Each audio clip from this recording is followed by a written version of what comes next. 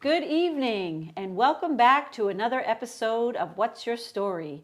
Tonight we are sitting down with Jim Stockman, who is a man about town. You do a lot of things here in Kennebunkport, so I can't wait to get to that. But first we want to hear about where you grew up and how did you get here? I started in Westchester County, New York, and didn't like the suburbs of New York. I remember picking my father up. If you wanted the car, you had to pick your father up at the New York, New Haven, and Hartford Railroad in the middle of summer and seeing all of those men getting off of air-conditioned cars. And I said, I'm never going to do that. But I was one of those people that there was something wrong and I couldn't read, I couldn't do these things, but eventually I went away to school in Williamstown, Massachusetts, to a very small private school. There were only 40 students. And in this school we had a theater that was an old corn crib and a postage stamp for a stage. Wow. And then during the rest of the time, when I wasn't studying, I was mowing lawns and doing things outdoors. And so my first 2 years of college, I went to a forestry school.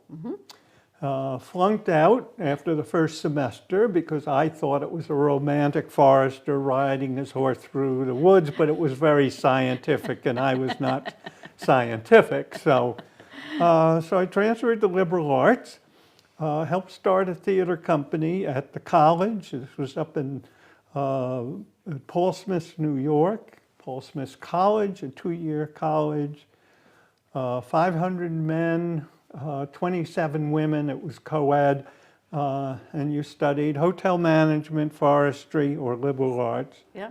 So I finished there, and I went off to Putney, Vermont, to a college that no longer exists, called Windham College, and I got a BA in art, and I minored in geology. Wow. And from there, and again, I started a theater at that school, and from there I went to the University of Massachusetts in Amherst at the flagship campus, and I got my Master's of Fine Arts degree, which was a 3-year degree, terminal degree in technical theater, Wow. lighting, and design.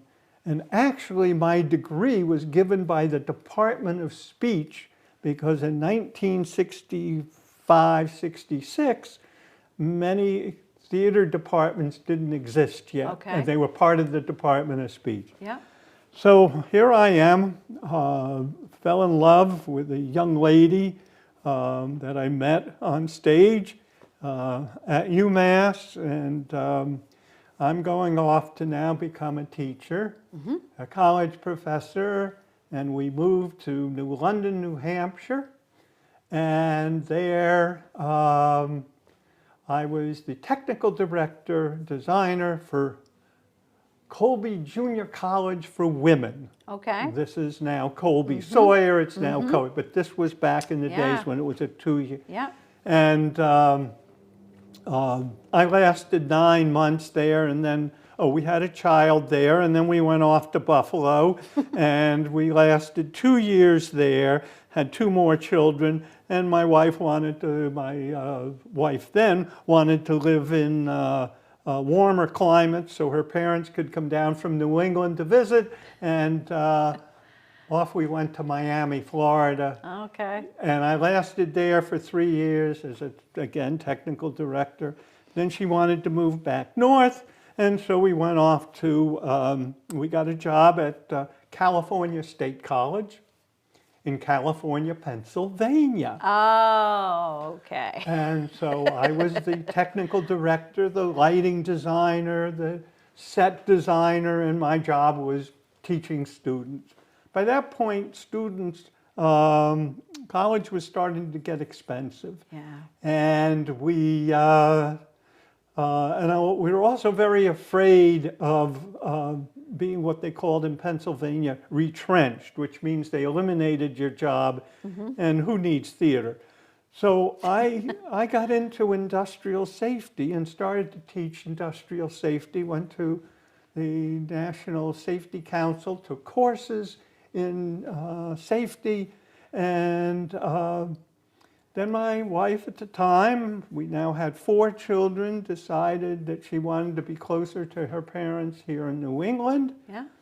And so I retired. And what does one do when one retires? One buys a hardware store on the coast of Maine.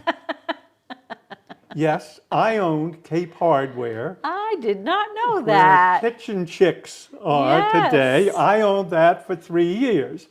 I made every mistake you could make. First of all, I bought it during the gas crunch. We had 2 gas pumps. Oh, yes. I bought it, I put in the wrong inventory. I couldn't feed 4 children in the middle of winter on nails, but I had nails for the winter.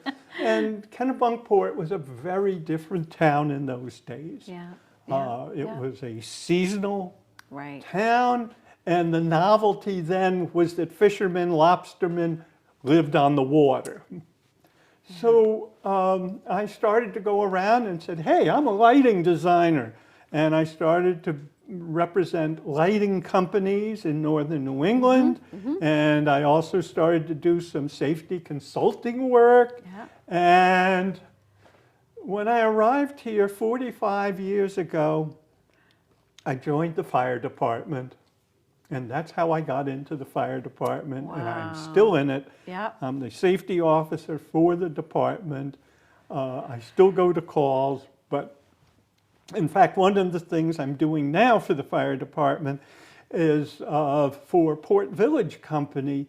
We have some records back from the 1880s, and I'm in the midst of transcribing them so that because they're handwritten. Oh, yes. And they are fading. Yeah. So I've taken the time to write those out. So that really got me into the fire service, because my wife at the time said to me, you know, you've been teaching this thing, why don't you do it? Yeah, there you And go. so Smart woman. I joined WYS District Fire Company. Yeah. And in that time, I was a lieutenant, a captain, a training officer. I got as far as assistant chief. I was president of the company after the Kennebunkport Fire Department was created. I was president of WYS District. I'm starting to give up some of these things at my age. Yeah. That's one of them. And so that got me into that. In the meantime, because I've been in lighting, I got into the lighting committee a few years after I got here. I've been on that committee now, I think 32 or 33 years. And you sort of are the committee, right? I've got people with me, and I'm trying to get them back. But yes, some of it is certainly in the transition between lighting with the street lights, and now the town owns them. That's really working with Mike and with Chris on this transition, and we're still in a transition to do it. The town of Kennebunkport has probably the 3rd or 4th oldest ordinance in the country on lighting. Why is that? Because there was an astronomer here in town by the name of Peter Talmadge, and he started to notice that he couldn't see the stars. And so he and a few other people, because they were going to put a traffic light in down there, a number of people started, and I believe it's the first ordinance east of the Mississippi, because there were some in Arizona where there were observatories, but Peter was an amateur astronomer, and he started to see the dark sky. And now more and more people are recognizing it. Our ordinance is way out of date. We need to update it, especially with the advent of LEDs. They're so efficient. And so things we wrote in our ordinance really don't no longer apply Okay. to the town. And you can go around, and there are a lot of people putting in this gorgeous landscape lighting, and it's this uplight in the trees. Isn't it beautiful? And you have to kind of It's within, work with them. we have to work with them, but within the ordinance. Yeah. That's the problem. So we had the hardware store. Part of the story is we had the hardware store for 3 years. And my wife got pregnant at the time with the 5th child, and so we sold the store, and I became a lighting consultant. And within 2 years after selling the store, I lost her, and so I had to stay home and take care of 5 children.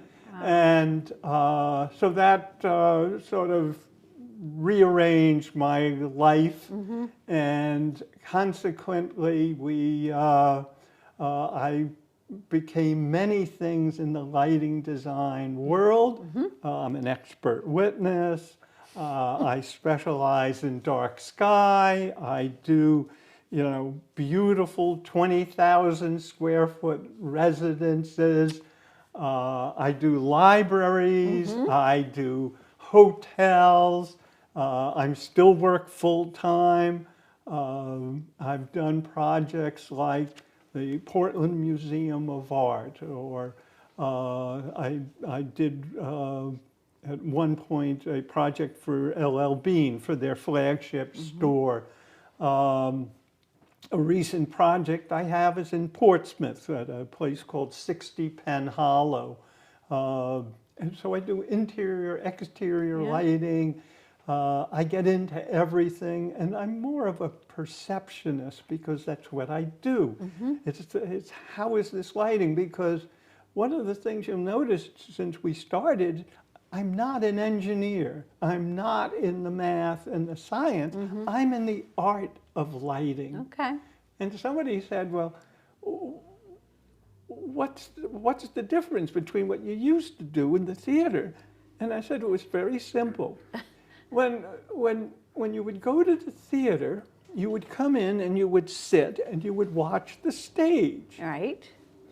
And I could do the lighting and all the beautiful effects. Well, one day I realized that now the buildings are the permanent set, and you walk through it, and there's very little difference between the two. Yeah, yeah. And so one time I was asked the question, what's the best education for a lighting designer?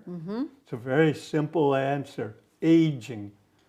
I see very differently today than I did 5 years ago. Yeah. I really need to be like this because this really bothers me. I do a lot with daylighting, and I do a lot with perception of how people see, how you read, or looking at a business card. Can I see it? One time I was in a restaurant and discovered that the ultimate compliment to the lighting designer of a restaurant was very simple. If I could sit there and it was comfortable and read the menu, that was good. But the minute somebody did this, to take this out and to turn their light out to see the menu, I didn't do a good job. Wow.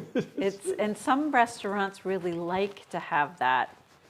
Yes, Right, but at the same time, I've branched out into acoustics, and because it's all related to how we perceive. My wife and I, at our age, don't like noisy restaurants. I have to turn my hearing aids up. I can't hear anything. And so not only is it the lighting, but it's the total Right. atmosphere Right. Yeah. of what we're in. Yeah. So, Yeah. but it's perception.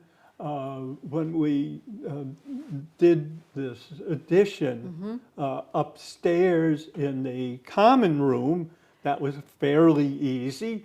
We needed lighting so that people could read and write, and at the same time, we needed lighting because it was going to be a social building. Correct. And a lot of times, that is the challenge to the lighting, is to be able to do all of these things. And so maybe I'll ask, how does that room work? Did we? Mike Kelly, our director, what do you think? I think that room works pretty well with the lighting. Yes. Yes. It works. It can go down to the social, but we can. The dimmers. The dimmers get used a lot, I would say, because there are times where someone wants light, but they might want soft light. Exactly. So, and the lighting outside of the building also. We don't have like an outdoor globe or that's in our new area. It all has to be facing It's all had to, this way so that our neighbors aren't, having lights in their bedroom. Yes, or So- anywhere else. And that's part of our ordinance, was to do that. When I worked on the bridge between Kennebunk Oh, and yeah. Kennebunkport, Yeah. how do you do a bridge lighting and what? And so one of the concepts was that I didn't want that lighting to compete with the merchants on either Okay. side of the bridge. Okay. I wanted the bridge to be lit. I wanted people to walk on the bridge at night, to be able to see the surrounding area. So I didn't want to have a whole bunch of bright objects. Right.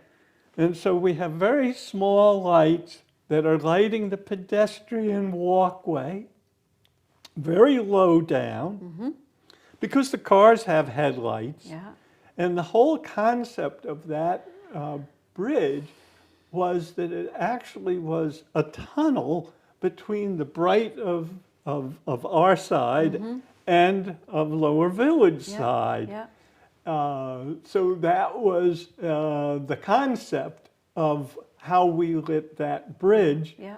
and to comply with our own ordinance, and we still had to get it through the main DOT in terms of their requirements. Right. A lot of different moving parts to consider. Wow, nice job. I think sometimes when I am, especially a place that I don't know well, and I come to a bridge and the lights are, you have they're so bright and they're right at your eyes, and you're going to go off the bridge if you don't pay attention to what's going on. So Well, I one think it's day- really, really thoughtful what you did. So, Well, I'm still learning, but one day I was driving out here and I got behind the horse carriage. oh, okay. And I'm driving along at maybe 5 5 miles an hour. Yeah. And Kennebunk had just put in some brand new lanterns, and everybody was complaining because the people who designed it had to get enough light out in the middle of Main Street because it's Route 1. And it dawned on me that this lighting that we originally did with the acorns was done in the 1900s, and were done based on horse traffic, maybe. Horse traffic, wow. At 5 miles an hour, not at 30 miles an hour or 20 or 15. And that those fixtures were so inefficient, one, but they were just a warm glow. Yeah, yeah. But there was no competition with anything else around. And so that was sufficient light for a horse to walk Interesting. along. Interesting, And, yeah. But today, trying to use that same concept of lighting and apply it Yeah. doesn't work. Doesn't work. Right. And more so for the elderly, depending upon their problems, their glasses, their windshields, their keeping them clean, the wiper blades, and the rain Right. really make it very difficult with those very bright Yeah. bombs of yeah, light. Yeah. Can we change the subject a little bit? I want to talk a little bit about KEMS. Oh, I forgot that. Yeah, because that's a big thing of what you do, and so most people know about KEMS. I shouldn't say most people know about it. I shouldn't assume that, but I wanted you to talk a little bit about the program that you have for the people that might be frequent user. I don't want to say frequent shopper because that's not the right term, but frequent flyer. I don't Yes. know. Well, very simply, I was asked to join the board of KEMS a few years ago, and at the time we had a president, and then I got conned or asked to take over, elected to become president, and since that time we've changed the term to chair, and so I sit in the chair of the board of KEMS, and we are like every other ambulance company in the country, trying to figure out how to survive. Yes. Because KEMS only can bill when we transport from Kennebunkport to a local hospital. That's the only time we have income. We go to the town for an appropriation each year. So one of the ideas that we had that our chief of operations bought, that it had been done elsewhere, was a subscription service. Okay. And so let's talk about a transportation from Kennebunkport to the hospital. And there's the cost of it, there's the drugs, depending upon the type of service. If it's a heart attack, that's a higher level versus something, just more fever or something and I need to go to the hospital. So there are different levels of service. Then there's the mileage from here to there, and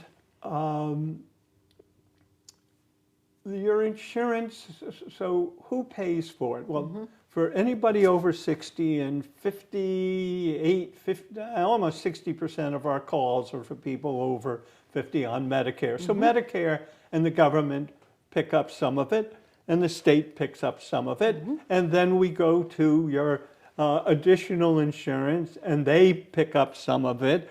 And at some point, there is a remainder of the balance that you are responsible for as the patient. Now, one of the things is that if you have company at your house and they need the ambulance, you do not pay for it because it's your house. We bill their insurance company, and we do it that way. Yep. So this subscription service is a way for us to get about 10–12% of our income by offering a set amount that in a calendar year, if you're a single person, we haven't changed it in 4 years, it's still $150 for a single person, it's $300 for a couple, it's $400 for a family, and then we had a seasonal that would be $100 if you weren't here. Yeah. And by subscribing, we do a mailing and we have it at the nurse's office. We do a mailing each year, just before around January, and you sign up And thus, if you need ambulance transportation in an emergency situation, all the insurance is covered, all of that, and whatever remainder is. Okay. Why does that work for KEMS? Well, first of all, that gives us a source of income. Yes. The process between when the ambulance call happens to when we might finally get paid can be stretched out 30, 60, 90, 120, and even beyond that. So we have money up front to be able to use. Now, if, for example, you need KEMS and they're tied up on another call, or they're at the hospital and somebody comes in with mutual aid, Yeah. Kennebunk, Arundel, Biddeford, that subscription service doesn't apply. Okay. Okay? So there's, and that's one of the things that we need to look at. Is there a way that we can do it? But the important thing is that we get some money up front. When we go out for donations, Because you are a nonprofit. we are a nonprofit. Thank you. I should have said that at the beginning, but yes, thank you. We are a nonprofit. And so when we go out for donations, we're starting to bring in $100,000. Well, our budget is about $500,000 now. And if you look at it, it's a wonderful bargain for the town of Yeah. Kennebunkport Yeah. because our appropriation last year was this fiscal year's $250,000. And KEMS provides 24/7 Right. paramedic and an EMT. We used to have drivers. We just got a directive from the state that says that if there's somebody going to be on the ambulance, they must be an EMT. So we no Okay. longer can use drivers who didn't have to have the credentials. Okay. So that's changing. So your EMTs, they are not employed by the town, or are they? No, we are You- all totally, all you. all totally nonprofit. KEMS pays for, they're called per diem. So many of them have jobs at the Right. other departments Yeah. in the surrounding area. And this is how they can make ends meet. They can be down at Atlantic Hall or at the Cape Station, and they're there, and we just had to do a 1-year study for Medicaid on our ambulance service. And we can get an ambulance somewhere between 5 to 10 minutes from when the call comes in. Oh. We're very good. That's I've talked to great. people in Yeah. Connecticut and other areas. Oh, you want it? It's an hour and a half wait. We are really good at that. And our providers are special people in that they can work in very stressful situations. Young child, Right. an older person having what we call a code, and all of a sudden you've got that paramedic has to just juggle balls is the best way to say it, and to bring help in and to, hopefully somebody's worried about traffic, if it's an Right. auto accident, that there's a lot of moving parts to it. So KEMS is looking at, we need to grow our endowment. We are a special organization in that we have an endowment. Many ambulance companies up in the rest of Maine are just closing doors. They can't get people. Yeah. It's getting to be harder and harder, and as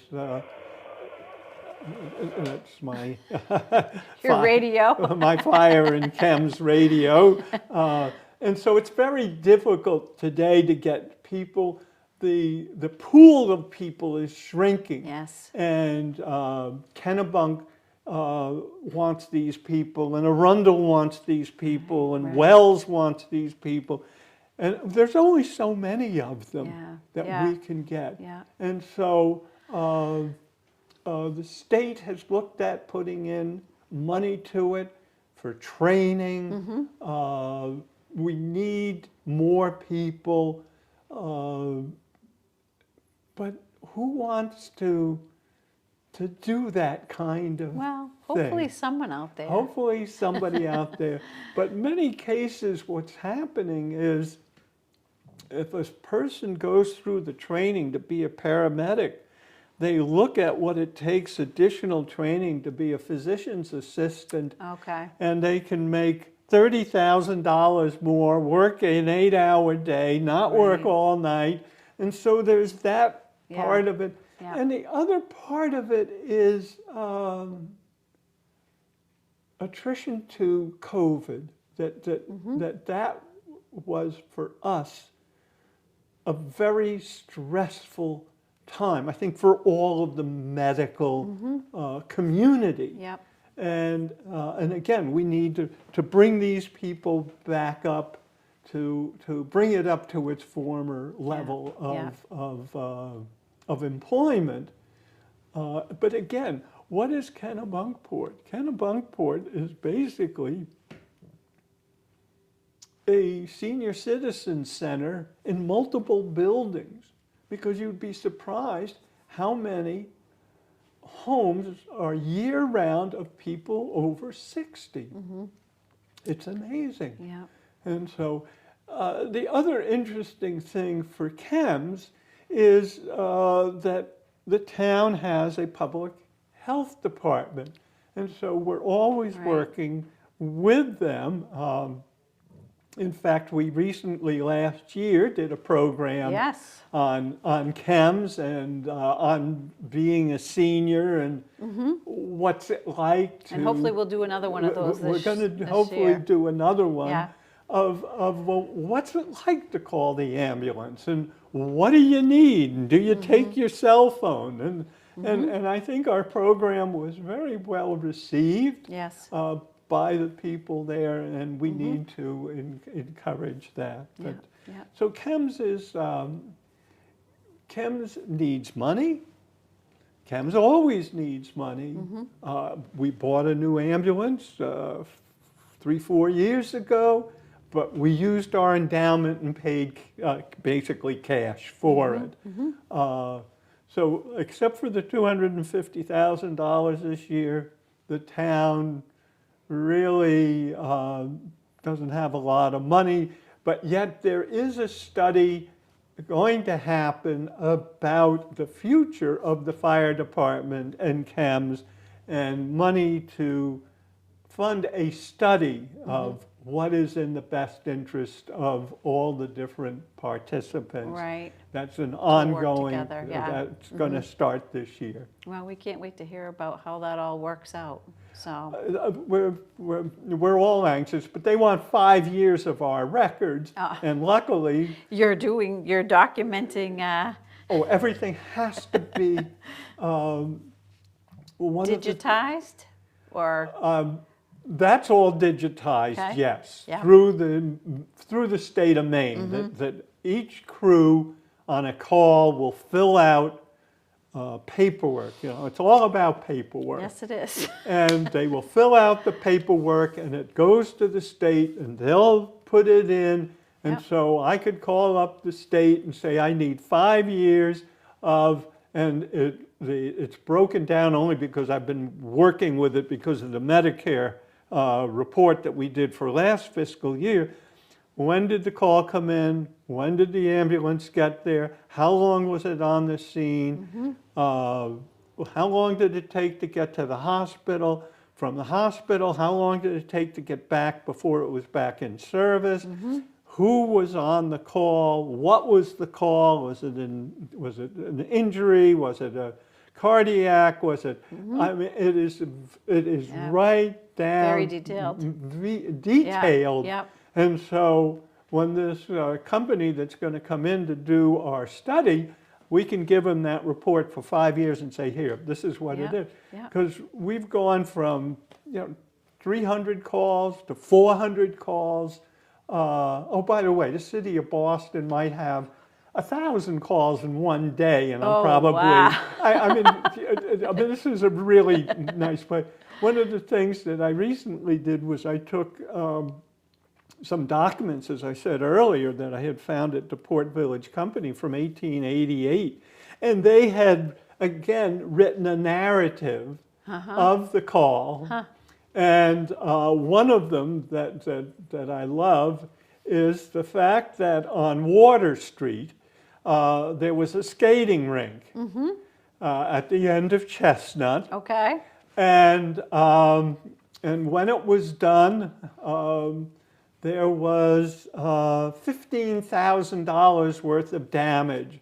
We lost a hotel, we lost 5 buildings, we lost a stable, the skating rink. In today's value, that's about $500,000. And to read the narrative, one of the fun ones, as I talked about mutual aid. Well, in the report, they said that they telegraphed Biddeford and Kennebunk for their equipment. And a special train brought the equipment to Kennebunkport, but it was the fire, it was not, they didn't need the equipment. So this was this time of well, why couldn't they have just driven down? Well, there was nothing. It was all horse-drawn. So we're in the midst of doing that. A whole bunch of fun projects, so that I have something to do when I get bored. And I don't think you're ever bored. So but I'm working on all sorts of projects and trying to document everything we did write. And the library does have a copy of a 40th anniversary of KEMS, which was in, we were founded in 1979, and so 40 years later, I compiled a history of KEMS, and I know the library has a copy of it.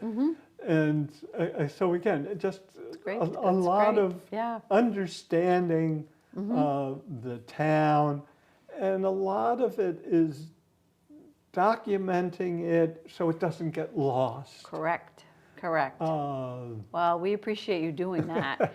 Because it is, whoever's here next, we don't know who that's going to be, right? But that history is so important. It really is. And one of the things that I find fascinating is that you still need to go back to the basics. There's still a basic to librarian. Sure, absolutely. Before the computer and all of that, and that's really one of the things that that the history tells us for us to learn. I mean, again, in one of these accounts was we arrived at the fire and we couldn't get water, and so we lost. Imagine these people trying to do this service, and there was no water. If you go to 32 North Street to the fire station, there are 2 framed photographs of firemen that are from, I think, 1931. And they identify who the gentlemen are and their ages. Oh, wow. And so I'm now am able to put a face with the people Oh, in that's this great. Oh, narrative yeah. with the equipment. And just this morning, I picked up the map and the newspaper article from the Historical Society of that fire that destroyed At Chestnut. that Yeah, area yeah. of Chestnut and Elm. Yeah. And just to see it and to visualize it today. I show it to some people and they think I'm talking about Kennebunk. Oh, no. There was a water street and we had a skating rink. So, Well, thank you so much for being with us tonight, and thanks to our producer, Mike Kelly. Thank you for all you do. You wear many hats in this town, and we really appreciate all of your efforts and for keeping us well lit. Dimly lit. And for all you do for KEMS, because that's such a wonderful service. Yeah, it's something that I'm really hoping that we can preserve Yes. this nonprofit ambulance service into the future. I hope so too. Yeah. Yeah. And then we have our fire department, and in between that, I don't have much idle time, I think. But Well, thank you so much. my pleasure. And thank you all for tuning in for another episode, and we'll see you right back here next time.